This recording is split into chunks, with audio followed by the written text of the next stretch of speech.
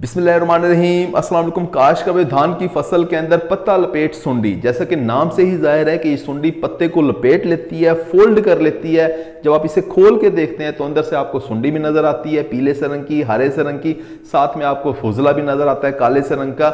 हमारे काश्तकार दोस्त जब इस सुंडी को देखते हैं तो परेशान हो जाते हैं कि शायद बहुत ही किसी खतरनाक सुंडी ने हमला कर दिया फसल के ऊपर। हालांकि ऐसा नहीं होता। ये पत्ता लपेट सुंडी जो है बहुत ही नाजुक सी सुंडी होती है। थोड़ी सी हवा चल पड़े उससे भी नीचे गिर जाती है, पानी में गिर जाए ख़त्म हो जाती है, अगर बारिश हो जाए तो उससे भी ख़त्म हो जाती है। हमारे वो काश्तकार दोस्त जो ज़्यादा यूरिया का इस्तेमाल करते हैं, ज़्यादा बोरियां डालते हैं, 3-3 4-4 बोरियां यूरिया की डाल रहे होते हैं, उन खेतों के अंदर ये सुंडी ज़्यादा हमला करती है, क्योंकि इसका जो परवाना होता है वो सबज पत्तों के ऊपर, ज़्यादा गहरे सबज पत्ते होते हैं, वहाँ जाके अंडा दे रहा होता है। या हमारे वो काश्तकार दोस्त जो आखिर में यूरिया का देर तक इस्तेमाल कर रहे होते हैं, हम ये कह रहे होते हैं कि यूरिया का इस्तेमाल आपको पहले 40-42-43 दिन के अंदर कर देना चाहिए, उसके बाद आपको यूरिया खाद नहीं डालनी चाहिए। लेकिन हमारे बहुत से काश्तकार दोस्त ऐसे भी होते हैं जो 60-65 दिन की फसल के ऊपर भी यूरिया की बोरी डाल रहे होते हैं, उन खेतों के अंदर फिर पत्ता लपेट सुंडी का हमला भी ज़्यादा होता है। काश को पत्ता लपेट सुंडी कंट्रोल करना बहुत ही आसान होता है। अगर आप दानेदार जहर का इस्तेमाल कर देते हैं उससे भी ये कंट्रोल हो जाती है।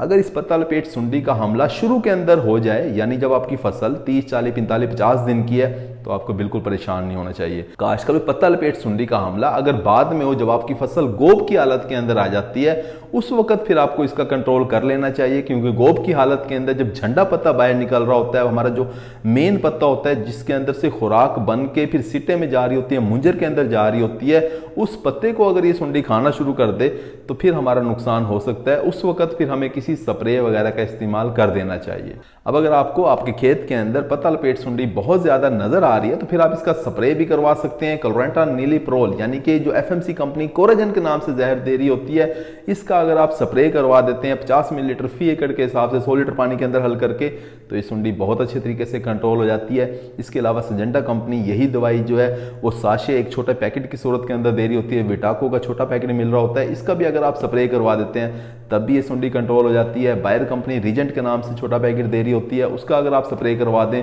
तब भी ये सुंडी कंट्रोल हो जाती है। लेकिन आपने इसे लैम्डा वगैरह से कंट्रोल नहीं करना, क्योंकि गोब की हालत के अंदर आपने कोई भी ऐसा जहर इस्तेमाल नहीं करना जो सख्त हो, जो हमारी फसल को बाद में नुकसान पहुंचा रहा हो। अब एक चीज़ बहुत ही अहम है यहाँ पे कि पत्ता लपेट सुंडी का हमला जिस खेत के अंदर हो जाता है बारिश से या स्प्रे वगैरह करने के बाद, जब वो सुंडी कंट्रोल हो जाए तो हमारे काश्तकार दोस्त ये देख रहे होते हैं कि इस पत्ते के ऊपर सफ़ेद रंग की धारियाँ नज़र आ रही होती हैं।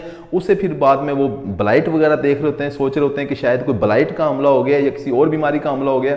तो ये किसी बीमारी का हमला नहीं है, ये सुंडी ने खा खा के क्लोरोफिल ख़त्म कर दिया, सबज मादा ख़त्म कर दिया, सफ़ेद धारियाँ आपको नज़र आ रही हैं, और ये ठीक 5 से 7 दिन के बाद ये धारियाँ खुद ब खुद ख़त्म भी हो जाती हैं, फसल आपकी दोबारा से ठीक हो जाती है। वो हरियाली जो पत्ता लपेट सुंडी की वजह से ख़त्म हो जाती है आपकी फसल के अंदर, वो 8 से 10 दिन के बाद दोबारा से बहाल भी हो जाती है। तो आपको परेशान होने की ज़रूरत नहीं है। उम्मीद है कि वीडियो आपको समझ आ गई होगी। अपना ख्याल रखिएगा। अल्लाह हाफिज़।